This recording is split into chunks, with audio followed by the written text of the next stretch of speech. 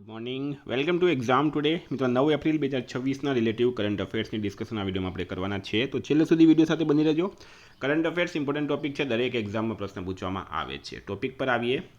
Question number 1 છે, હાલમાં અંધત્વ નિવારણ સપ્તાહ 2026 ક્યાં સુધી ઉજવવામાં આવ્યો? તો મિત્રો રાઈટ આન્સર છે 7 એપ્રિલ. બરાબર. તો અંધત્વ નિવારણ સપ્તાહ આંખના સ્વાસ્થ્ય અને દ્રષ્ટિ ગુમાવવાથી બચવા અંગે જાગૃતિ લાવવા 1 એપ્રિલથી 7 એપ્રિલ 2026 દરમિયાન મનાવવામાં આવ્યો. એટલે કે આની શરૂઆત 1 એપ્રિલમાં થઈ હતી અને ક્યાર સુધી મનાવવામાં આવ્યો?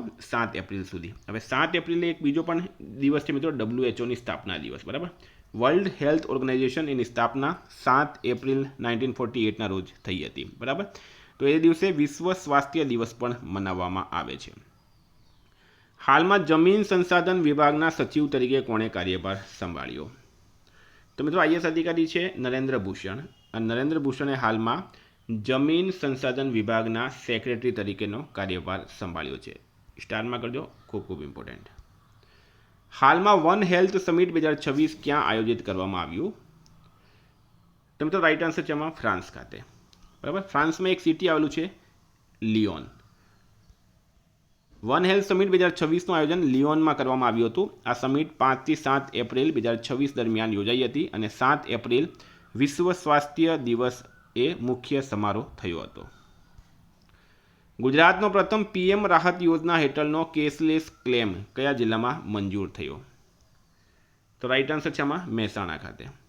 મહેસાણા જિલ્લામાં કડી તાલુકાના ગોઠિયા ગામે 35 વર્ષીય યુવાન અમૃતભાઈ લબાભાઈ માર્ગ અકસ્માતમાં ઘાયલ થયા. તેમને તાત્કાલિક સારવારની જરૂર હતી. બરાબર. અને PM રાહત એટલે કે road accident victim hospitalization and assured treatment યોજના હેઠળ તેમને ઓર્થોપેડિક સર્જરી કરવામાં આવી હતી. મિત્રો એક્ઝામ આવી રહી છે CC Gujarat police constable, PSI LRD અને હવે ફોરેસ્ટ ગાર્ડ. એક્ઝામ ટુડેનું લેટેસ્ટ 1 વર્ષનું કરંટ અફેર્સ, તેમાં Olympic, Paralympic, Covid, IPL, GI tag, બદલાના નામ, વર્તમાન પદાધિકારી, પુસ્તક લેખક, company CEO, brand ambassador, award GK, sport GK, G20 summit, T20 world cup, FIFA world cup, election GK, Ayodhya GK, budget, champions trophy, IPL, Padma award આવી રીતના topic wise current અફેર્સની PDF, છેલ્લા 1 વર્ષની લેટેસ્ટ મંથલી કરંટ અફેર્સની PDF, 10,000થી વધારે પ્રશ્નો, India Gujarat international લેવલનું પૂરું current affair. તો PDFનો ચાર્જ છે ખાલી 250 રૂપિયા. બરાબર. PDF માટે ઓનલી 250 રૂપિયા.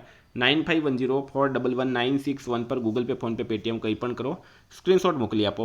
2 મિનિટમાં PDF મળી જશે. તમામ પરીક્ષાઓમાં 100% કરંટ અફેર આપણું પૂછાય છે. કોઈને ડેમો PDF જોયું હોય, ગઈ પરીક્ષામાં પૂછાયેલા સબૂત જોવા હોય તો પણ આ નંબર પર મેસેજ કરો, હું તમને આપી દઈશ. મિત્રો PDFનો ડેમો જરૂરથી જોઈ લેજો, કારણ કે મારું કરંટ અફેર દરેક પરીક્ષામાં 100% પૂછાય છે. એમાં તમને ફાયદો થશે. હાલમાં કયો દેશ સૌથી સ્વચ્છ પાણીની દ્રષ્ટિએ ટોચ પર રહ્યો છે? તો પ્રશ્ન છે, કયો દેશ સૌથી સ્વચ્છ ક્લીન વોટરની દ્રષ્ટિએ ટોચ પર રહ્યું? તો રાઈટ આન્સર છે મિત્રો આમાં સ્વિટ્ઝરલેન્ડ. હાલના તાજા રિપોર્ટ્સ એન્વાયરમેન્ટલ પરફોર્મન્સ ઇન્ડેક્સ 2024થી 26 મુજબ સૌથી સ્વચ્છ પાણીની દ્રષ્ટિએ ટોચ પર સ્વિટ્ઝરલેન્ડ રહ્યું છે. હાલમાં માઇક્રોસોફ્ટે ભારતમાં તેનું પ્રથમ AI કૌશલ્ય કેન્દ્ર ક્યાં શરૂ કર્યું? તો રાઈટ આન્સર છે મિત્રોમાં ચંડીગઢ યુનિવર્સિટી ખાતે. હાલમાં માઇક્રોસોફ્ટે ભારતમાં તેનું પ્રથમ AI કૌશલ્ય કેન્દ્ર ચંડીગઢ યુનિવર્સિટી ખાતે શરૂ કર્યું છે. ચંડીગઢ કેન્દ્ર શાસિત પ્રદેશ છે, પણ ચંડીગઢ પંજાબ અને હરિયાણાનું પાટનગર પણ છે. 7 છે, હાલમાં કયા રાજ્યની દિવ્યા સિંઘે માત્ર 14 દિવસમાં સાયકલ દ્વારા એવરેસ્ટ બેઝ કેમ્પ પહોંચીને રેકોર્ડ બનાવ્યો? તો મિત્રો રાઈટ આન્સર છે આમાં ઉત્તર પ્રદેશ, UP. ઉત્તર પ્રદેશની દિવ્યા સિંઘે માત્ર 14 દિવસમાં એવરેસ્ટ બેઝ કેમ્પ સુધી સાયકલ ચલાવીને એક નોંધપાત્ર સિદ્ધિ મેળવી. તેણીની આ યાત્રા દરમિયાન તેણીએ ઠંડી, ઓક્સિજનનો અભાવ અને મુશ્કેલ ભૂપ્રદેશ જેવા પડકારોનો સામનો કર્યો હતો. UPના CM છે યોગી આદિત્યનાથ, રાજ્યપાલ છે આનંદીબેન પટેલ. મિત્રો 8 નંબર છે, નાણાકીય વર્ષ 2026માં કાર્ગો હેન્ડલિંગની દ્રષ્ટિએ હાલમાં કયા બંદરને પ્રથમ સ્થાન મળ્યું છે? તો રાઈટ આન્સર છે મિત્રોમાં દીનદયાળ બંદરગાહ. બરાબર. નાણાકીય વર્ષ 2026માં કાર્ગો હેન્ડલિંગની દ્રષ્ટિએ ભારતનું પ્રથમ સ્થાન મેળવેલું બંદર છે દીનદયાળ પોર્ટ, કંડલા, ગુજરાત. બરાબર. કંડલા ગુજરાતમાં આવેલું છે.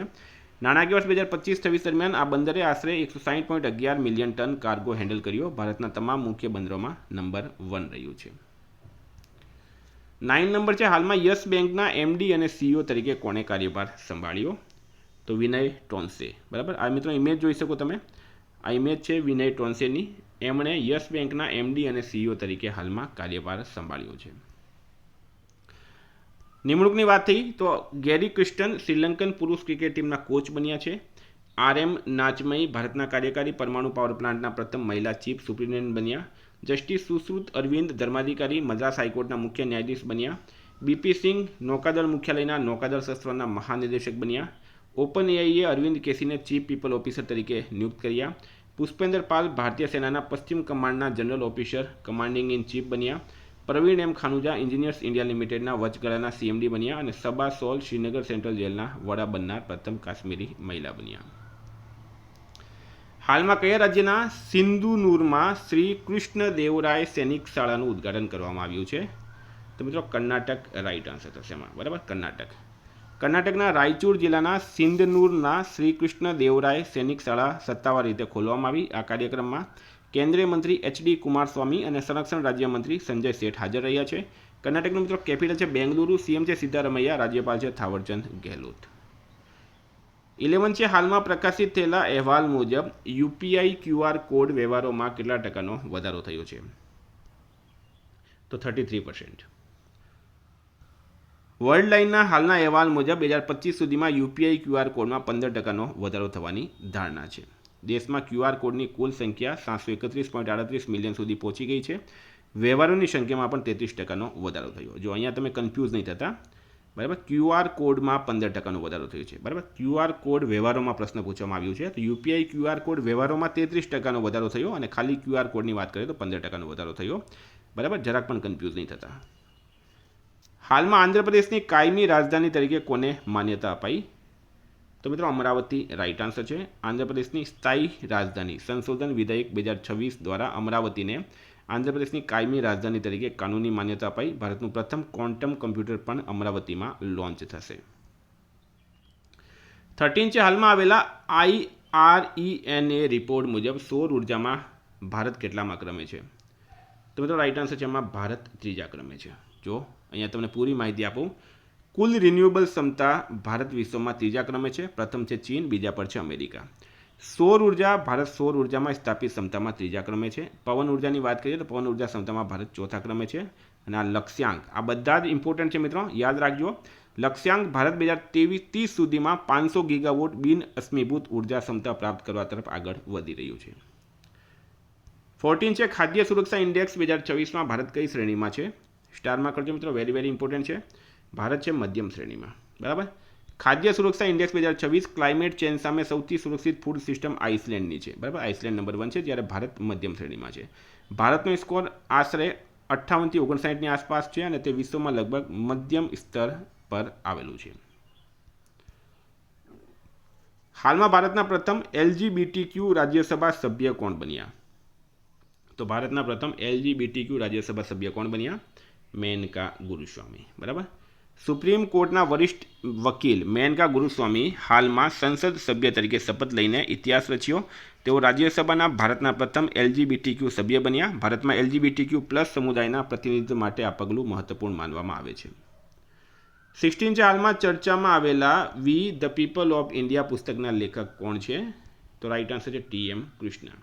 આ પુસ્તકનું મિત્રો તમે પેજ જોઈ શકો, વી ધ પીપલ ઓફ ઇન્ડિયા, અને પુસ્તકના લેખક છે TM કૃષ્ણ. તો મિત્રો આ હતા કરંટના પ્રશ્નો. વાત કરીએ રિવિઝનની.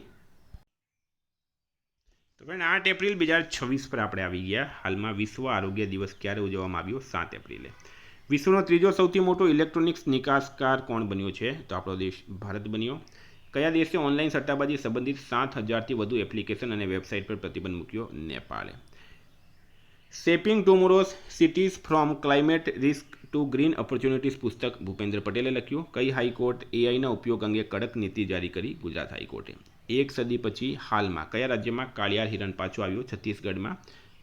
કયા ભારતીય ખેલાડીને એશિયન સ્ક્વેશ ફેડરેશન એવોર્ડ 2026માં men's player of the year મળ્યો? અભય સિંહને. આરોગ્ય સેવાઓમાં રહેલી ખામીઓને દૂર કરવા માટે હાલમાં કયા રાજ્યએ માજે ગામ આરોગ્ય સંપન્ન ગામ અભિયાન શરૂ કર્યું? મહારાષ્ટ્ર રાઈટ આન્સર છે.